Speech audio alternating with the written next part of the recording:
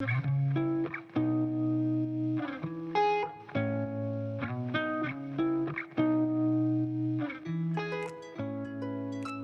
suis avec notre hôte, Cédric, qui dirige Château Forme où nous sommes ce matin. Bonjour, bienvenue. On va tout de suite aller découvrir les coulisses.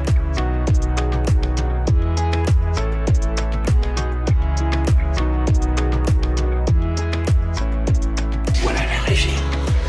Ils sont hyper concentrés, on commence dans quelques secondes. Bonjour. Hey, comment ça va? Valérie est sur scène. Et elle va commencer, Valérie, c'est à toi. dans quelques secondes.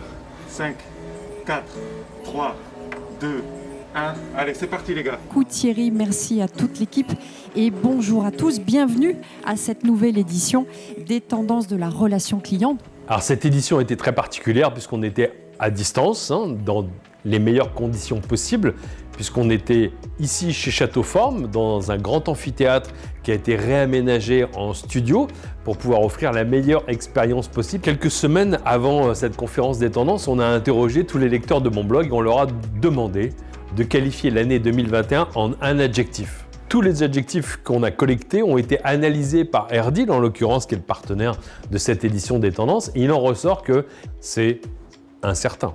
Donc l'année 2021 s'annonce incertaine. Les grandes tendances de cette année sont effectivement un peu irriguées avec une influence de la crise qu'on vient de traverser. Nous sommes à la fin de l'année 2020, on a connu cette pandémie mondiale, tout le monde espère en sortir, donc fatalement, toutes les tendances sont vraiment en lien avec ce qu'on vient de vivre. La première tendance, c'est le client sera frugal. On parle de frugalité, d'intérêt pour la simplicité, d'intérêt pour le prix, pour la bonne affaire. Il faut se rappeler que la première motivation des clients, c'est de faire de bonnes affaires.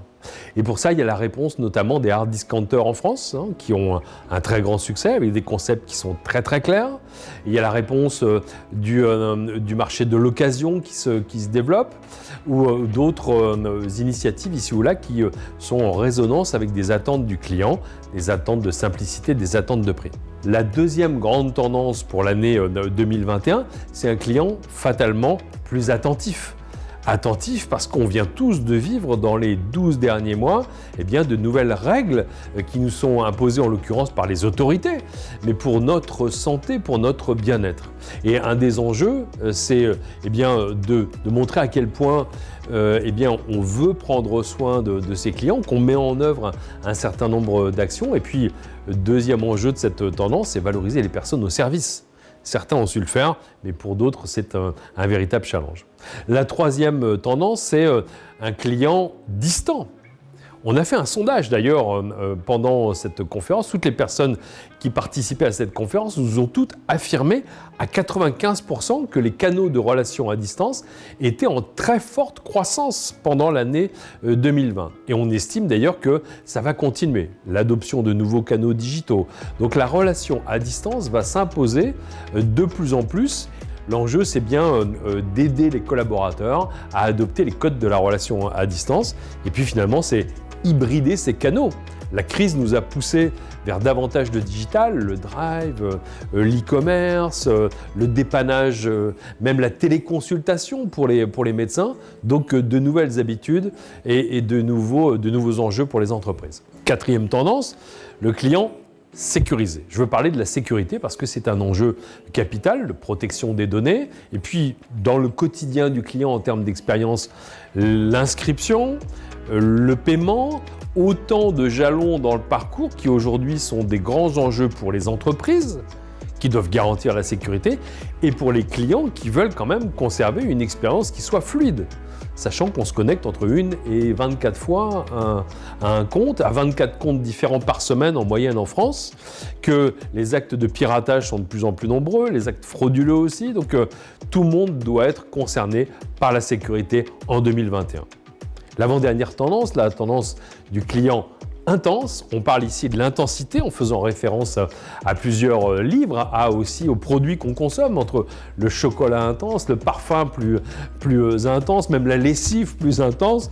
On nous promet de l'intensité, on n'en a pas toujours.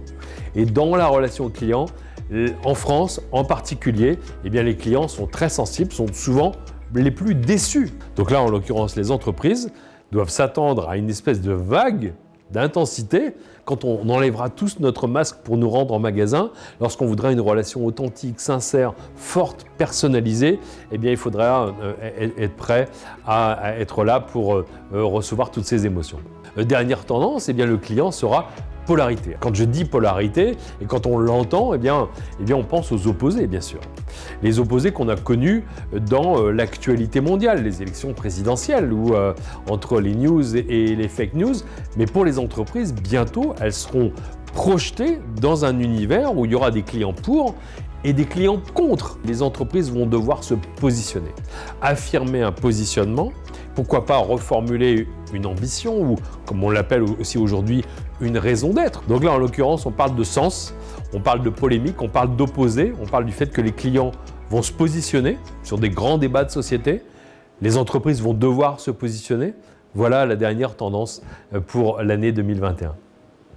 Alors le bilan de cette conférence des tendances de la relation client en 2021, c'est plutôt positif. Et c'était une grande première aussi pour l'Académie du service et le sens du client et nos partenaires Erdil, puisque, comme vous le savez, le contexte actuel qui était incertain nous a obligés à vous accueillir à distance. Et donc, on a tout mis en œuvre pour que l'expérience digitale soit à la fois digitale, mais aussi humaine, à la fois en amont, pendant et même après. On va continuer à vous solliciter, notamment avec le questionnaire de satisfaction et aussi pour prendre de vos nouvelles, parce que ce qu'on aime bien à l'Académie du service, c'est de vous faire vivre des expériences aussi, surtout humaines. Depuis 2008, sur mon blog, chaque année, je fais la liste de toutes les entreprises qui ont reçu un prix, une récompense dans le domaine de la relation client.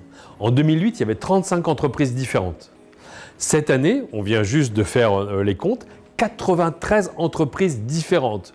Donc quasiment multiplié par 3 en un petit peu plus de 10 ans. Et sur ces 93 entreprises différentes qui ont reçu un prix en 2020, l'entreprise qui a reçu le prix des prix, c'est un peu un prix symbolique que je remets chaque année, eh bien c'est Toyota. Et Toyota n'était pas monté sur ce podium virtuel depuis 2008 et 2009, lors des 2 premières éditions de mon calcul. Et tout à l'heure, on a eu la chance de recevoir Hélène Wey, qui est la directrice adjointe de l'expérience client de Toyota France et qui parlait de cet attachement profond, déjà aux valeurs de la marque et cette grande proximité avec le client. Et donc tout ça, ça explique certainement le fait que c'est une entreprise qui a reçu beaucoup de récompenses cette année, des récompenses qui viennent des clients eux-mêmes, des professionnels de la relation client. Donc c'était plutôt une bonne nouvelle pour le constructeur japonais.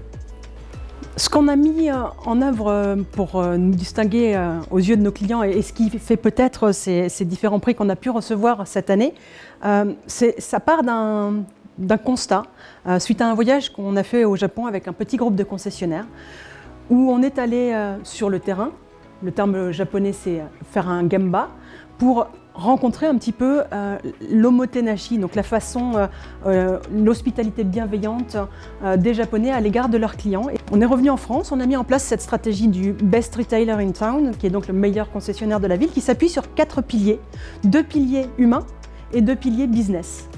Et je pense que ce qu'on a pu recevoir aussi comme prix cette année commence à être déjà le reflet des expériences qui sont vécues par nos clients en concession. Et je remercie aussi et je félicite notre réseau de concessionnaires qui a mis en œuvre et qui continue à vraiment porter cette stratégie au quotidien. Ce que j'ai retenu de plus fort de cette conférence, c'est le client sera polarité. C'est quelque chose qui, effectivement, pour l'instant, n'était pas du tout en moi. Et c'est aussi en ça que j'apprécie énormément les tendances de Thierry Spencer, c'est qu'elles sont extrêmement inspirantes et une feuille de route, finalement, pour notre année à venir. Donc, cette polarité, je l'entends bien. Le client qui nous demande de nous engager en tant qu'entreprise, entreprise mondiale, c'est pas toujours quelque chose qu'on fait de façon évidente. Donc, sur mon plan de travail de cette année, on va travailler la polarité.